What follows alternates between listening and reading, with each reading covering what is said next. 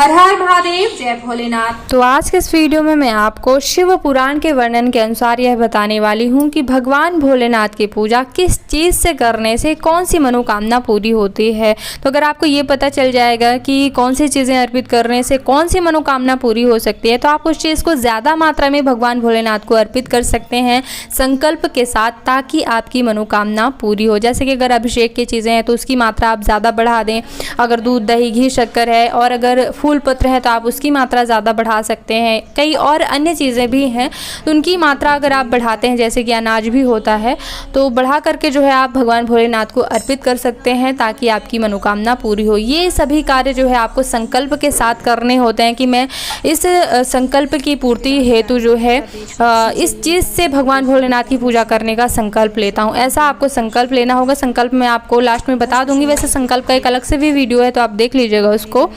तो क्योंकि हम भगवान भोलेनाथ की पूजा जिस भाव से करते हैं, भोलेनाथ की ही क्यों, किसी भी देवी देवता के जिस भाव से हम पूजा करते हैं उसी भाव से जो है हमें फलों की प्राप्ति होती है। और अगर संकल्प के साथ किया जाए तो पूजा हमारी और भी ज़्यादा प्रभावशाली हो जाती है जिससे हमारी मनोकामना जल्दी फलित होती है।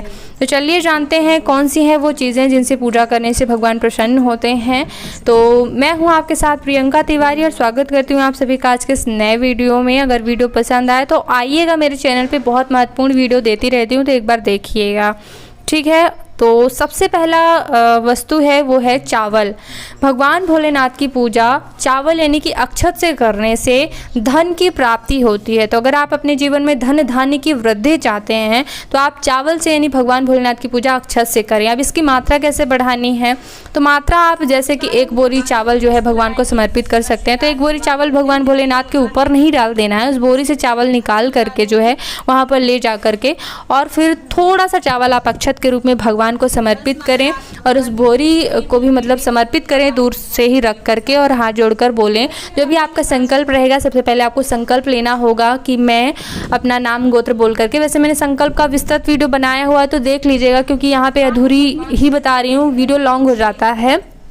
तो बोलिएगा अपने नाम को बोल करके कि मैं इस मनोकामना की पूर्ति के लिए चावल से भगवान भोलेनाथ की पूजा करने का संकल्प लेता हूँ, ठीक है। तो इस तरह से संकल्प की प्रतिपूर्ति होती है जैसा कि आप अपने भाव से पूजा करते हैं। तो इस तरह से आपको करना है कि चावल की बोरी अर्पित करके और फिर उसको दान कर देना है गरीबों। वहीं भोलेनाथ के मंदिर में ही अगर आप दान करें तो ये और भी ज़्यादा प्रभावशाली रहेगा, वरना जिनको भी ये ज़रूरत है अन्न की उनको आप दान करें, ठीक है। अगली चीज़ है तिल। भगवान भोलेनाथ को तिल चढ़ाने से पापों का नाश हो जाता है। देखिए कई बार हम बहुत चीज़ों से परेशान होते हैं, कई बार बहुत से रोग रहते हैं हमारे ऊपर, कर्ज रहते हैं, बहुत सी चीज़ों से परेशान होते हैं, ठीक है। मतलब विवाह नहीं हो रहा है, जिस क्षेत्र में हम जाते हैं असफलता मिलती है, छोटी छोटी ऐसी परेशानियाँ होती है। फिर किसी और चीज़ों के लिए भी हम परेशान होते हैं कि मतलब हम अपने परिवार में किसी से परेशान हैं, पति से, पुत्र से सुखों की प्राप्ति नहीं हो रही है, तो कई ऐसी भी मनोकामना होती हैं। तो इनका कारण क्या होता है, हमारे पाप कर्म होते हैं, हमारे पिछले जन्म के जो भी पाप कर्म होते हैं उनकी वजह से हमारा भाग्य इस प्रकार का होता है, हमें उन्हीं व्यक्तियों से मिलाया जाता है जो कि हमें दुख प्रदान करते हैं। तो ठीक है, तो हमें पापों से मुक्ति के लिए जो है भगवान भोलेनाथ की पूजा काले तिलों से करनी है, ठीक है। काले तिलों से करने से क्या होता है कि हमारे पूर्व जन्म किए हुए जो है पाप कर्म भस्म हो जाते हैं और हमारा भाग्य जो है सुधरने लगता है। तो उनसे जो है जहाँ से भी हमें दुख की प्राप्ति हो रही है सुखों की प्राप्ति होने लगती है, हमारी ग्रह नक्षत्र जो है संतुलित हो जाते हैं, एक प्रकार से कहने का मतलब ये है, ठीक है। तो तिल से आप अगर पूजा करते हैं तो पापों का नाश हो जाता है। अगली चीज़ है जौ। भगवान भोलेनाथ की पूजा जौ से करने से, जौ आप जानते होंगे अनाज होता है, गेहूं की तरह का होता है लेकिन वो छिलका होता है उसके ऊपर, जिसे हम हवन करते हैं। तो जौ से पूजा करने से जो है सुखों में वृद्धि होती है। किसी भी प्रकार का आप सुख चाहते हैं, चाहे आप पारिवारिक सुख चाहते हैं, संतान से सुख चाहते हैं, किसी भी प्रकार का चाहते हैं, तो मनोकामना आप बोलिए और फिर जो है जौ से आप पूजा भगवान भोलेनाथ की करें। जैसे कि मैंने चावल का बताया है तो उतना ही आपको अर्पित करना है, एक बोरी ले जाना है भगवान भोलेनाथ के सामने और वहीं पे जो है ले करके उसी बोरी से निकाल करके भगवान को अर्पित करना है। और फिर सबसे पहले मैं ये भी बता देती हूँ कि पूरी पूजा भी करनी है। ऐसा नहीं है कि पूरी पूजा नहीं करनी, कि मतलब जल नहीं चढ़ाना, फूल नहीं चढ़ाना, ऐसा नहीं है। पूरी पूजा की जाती है और विधि के बीच में जहाँ पे जैसे अक्षत अर्पित करने का जो क्रम होता है कि यानी चंदन लगा मंगाने के बाद अक्षत अर्पित किए जाते हैं, तो तभी आपको अक्षत अर्पित करना है। तो उसी बोरी से आपको अक्षत अर्पित कर देना या फिर जौ अर्पित कर देना है, और संकल्प आपका पहले ही हो जाता है। तो अर्पित करके और फिर जो है मतलब प्रणाम करके भगवान इसे स्वीकार कीजिएगा और फिर जो है बाहर आके दान कर देना। तो पूजा पूरी करनी है और क्रम जब भी आता है उस चीज़ को अर्पित करने का तो अर्पित करें और फिर जो है दान कर दें। गरीबों को भी दान करें, ब्राह्मण को भी दान ज़रूर करना चाहिए कुछ भाग। वैसे एक बार भगवान को समर्पित कर दिया तो फिर आप दान करते हैं तो वो भगवान भोलेनाथ को समर्पित हो जाता है, तो फिर आप किसी भी गरीब को भी दे सकते हैं।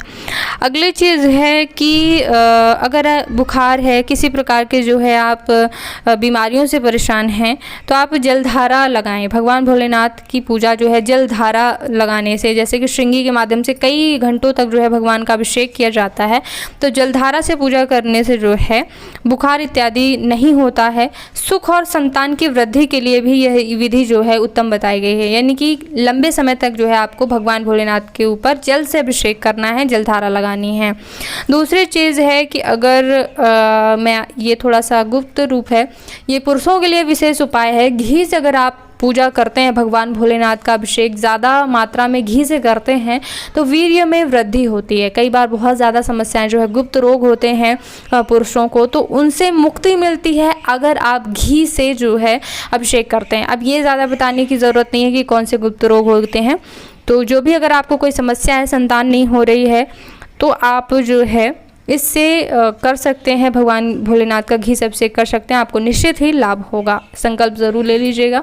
अगली चीज़ है कि अगर किसी बच्चे का पढ़ने में मन नहीं लग रहा है, कुछ भी चीज़ें हैं, आप चाहते हैं तेज बुद्धि हो, कोई MPPSC की परीक्षा की तैयारी कर रहे हैं, तो वो जो है शक्कर मिश्रित दूध से अभिषेक करें। शक्कर मिश्रित दूध से अभिषेक करने से जो है तेज दिमाग मिलता है, तेज बुद्धि मिलती है, तो सुख समृद्धि होती है। ठीक है।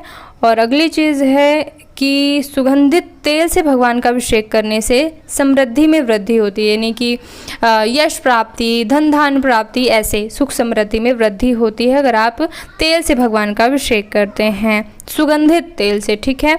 जैसे कि चमेली का तेल हो गया या फिर कई प्रकार के सुगंधित तेल आते हैं उनसे, और या फिर नारियल का भी तेल हो गया। वैसे चमेली का शुद्ध तेल ही मिले तभी अच्छा है, नारियल का तेल सुगंधित मिले तभी अच्छा है, मतलब जो भी हो वो शुद्ध मिले तभी जो है फलों की प्राप्ति अच्छी होती है। अगली चीज़ है कि गन्ने का रस भगवान भोलेनाथ को अर्पित करने से सभी सुखों की प्राप्ति होती है। सर्व सुख, यानी कि आपको परिवार का भी सुख चाहिए, आपको धन धान भी चाहिए, आपको पुत्र भी चाहिए, आपको नाती भी चाहिए, हर चीज़ चाहिए, तो आप गन्ने के रस से भगवान भोलेनाथ का अभिषेक करें विथ संकल्प। ठीक है। अगली चीज़ है कि शिव को गंगा जल चढ़ाने से भोग व मोक्ष की प्राप्ति होती है। अब किसी को इच्छा है कि हम केवल भक्त बने, भगवान भोलेनाथ की हम पर कृपा रहे, हमें मोक्ष की प्राप्ति हो, तो वो भगवान भोलेनाथ की पूजा गंगा जल से करें। ठीक है। अगली चीज़ है शहद से भगवान भोलेनाथ की पूजा करने से जो है कुछ बीमारियां दूर होती हैं, जैसे कि TB रोग में आराम मिलता है, और मतलब दमा वगैरह जो रोग होता है, शहद से पूजा करने से क्या है कि बीमारियों में राहत मिलती है। अब कुछ फूलों के बारे में भी आपको बता देती हूँ। लाल और सफ़ेद आंकड़े के फूल से अगर आप भगवान की पूजा करते हैं तो मोक्ष की प्राप्ति होती। इस जगत में तो भोगों की प्राप्ति तो होती है, यहाँ तो आप सुख प्राप्त करेंगे ही, मोक्ष की भी प्राप्ति आपको होती है। तो संकल्प के साथ आप ऐसे पूजा कर सकते हैं। आप क्या करना है कि एक फूल नहीं चढ़ाना है, 108 कम से कम फूल हो, तो मतलब ज़्यादा मात्रा में आप उस फूल विशेष को चढ़ाएंगे, जैसे कि जो मैं फूल बताने वाली हूँ। चमेली के फूल से अगर आप पूजन करते हैं तो वाहन सुख मिलता है। अगर आप जैसे कि कार वगैरह लेना चाहते हैं, तो विशेष है आपके मन में मनोकामना, तो आप जो है संकल्प ले करके और सबसे पहले भगवान का अभिषेक करें, दूध दही घी शक्कर से पूरी पूजा करें। जब फूल चढ़ाने का नंबर आता है तो आप चमेली के फूल भगवान को अर्पित करें। वो भी कितनी चढ़ानी है आपको, 108 कम से कम चढ़ाएं, ज़्यादा मात्रा होनी चाहिए। तो चमेली के फूल से जो है आपके घर में जो आपको वाहन का सुख अगर चाहिए तो वो आपको मिलेगा। ठीक है। और इसी के साथ ही जो है अलसी के फूलों से भगवान शिव का पूजन करने से वह भगवान विष्णु की भक्ति को प्राप्त होता है। जैसे कि अगर आप चाहते हैं कि भगवान भोलेनाथ की पूजा से हमें भगवान विष्णु की भक्ति मिले, कई लोग वृंदावन वास चाहते हैं, कई लोग जो है चाहते हैं कि हम कृष्ण जी के भक्त बन जाए, तो ऐसे लोगों को जो है अलसी के पुष्पों से भगवान भोलेनाथ की पूजा सावन में करनी चाहिए। किसी भी समय वैसे आप कर सकते हैं। सावन भगवान भोलेनाथ का प्रिय समय माना जाता है। जूही के फूलों से शिव जी के पूजन करने से जो है अन्न की कभी कमी नहीं होती। अगर आप जो है किसान हैं तो ये उपाय बहुत ही ज़्यादा कारगर रहेगा। अगर आप जूही के फूलों से भगवान भोलेनाथ का पूजन करते हैं, ज़्यादा मात्रा में उनको अर्पित करते हैं, तो घर में जो है अनाज की कमी नहीं होती है। इसी तरह जिनका विवाह नहीं हो रहा है उनको क्या करना है, मैंने एक पर्टिकुलर वीडियो बनाया, उसको भी आप देख सकते हैं कि कैसे मतलब उस उपाय को करना है।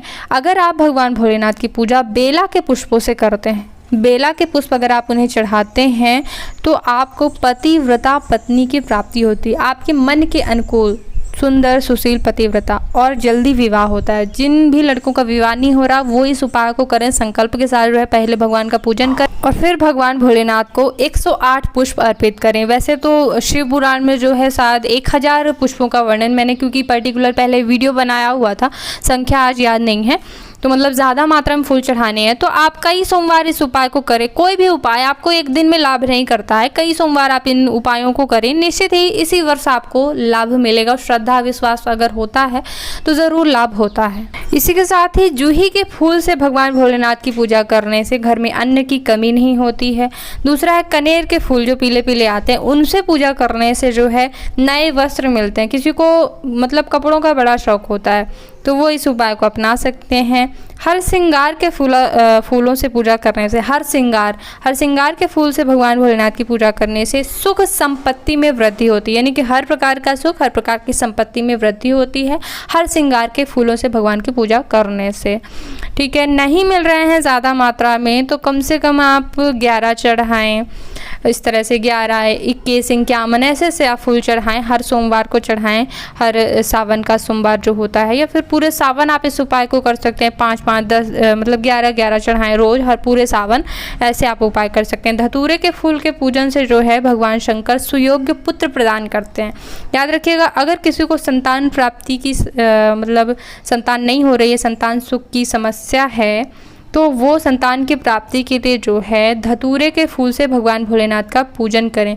अगर आप धतूरे के फूल से पूजन करते हैं तो ऐसा मतलब आपको पुत्र प्राप्त होता है जो कुल का नाम रोशन करता है। ठीक है, तो ये उपाय आप कर सकते हैं जिनको भी संतान प्राप्ति नहीं हो रही है। अगला है कि लाल डंठल वाला धतूरा पूजन में बहुत ज़्यादा शुभ माना गया है। ठीक है, एक और मतलब कई प्रकार के धतूरे होते हैं, तो जिसका डंठल लाल होता है वो अत्यंत शुभ माना गया है। और दूर्वा से पूजन करने से आयु बढ़ती है। कई बार जो है महिलाओं को अक्सर बहुत ज़्यादा डर की स्थिति बनी रहती है, पुत्र से संबंधित या फिर पति से संबंधित चाहती हैं। कई हम लोग व्रत करते हैं कि पति की आयु लंबी हो, तो एक उपाय आप इस सावन कर सकते हैं। संकल्प के साथ दूर्वा से भगवान भोलेनाथ की पूजा पूरे सावन करें। मतलब कि दूध दही तो आप चढ़ाते ही हैं, दूर्वा भी आप चढ़ाएं संकल्प के साथ कि मैं इस मनोकामना की पूर्ति के लिए आपकी दूर्वा से पूजा कर रही हूँ, ऐसा आप बोलें। तो पूरी पूजा आपको ऐसे ही करनी है। बार बार संकल्प का नाम ले रही हूँ तो संकल्प ज़रूर लेना है, तभी मनोकामना मतलब उस मनोकामना के लिए जो है आपकी पूजा हो जाती है। ठीक है, तो उसका वीडियो अलग से देखिएगा। विस्तृत विधि कैसे पूजा करते हैं, क्रम क्या होता है भगवान की पूजा का, कब दूध, कब दही, कब शक्कर चढ़ाई जाती है, तो इसके लिए आप मेरे विस्तृत वीडियो देखिएगा। पूरी प्लेलिस्ट बना रखिए, चाहे प्रदोष व्रत करें, 16 सोमवार कोई भी व्रत करें, शिव जी से पूजा संबंधित, मिट्टी का शिवलिंग कैसे बनाएं, हर एक पूजा विधि है मेरे चैनल पे। एक बार ज़रूर आइएगा और इस वीडियो को देखने के लिए बहुत बहुत धन्यवाद। ओम नमः शिवाय।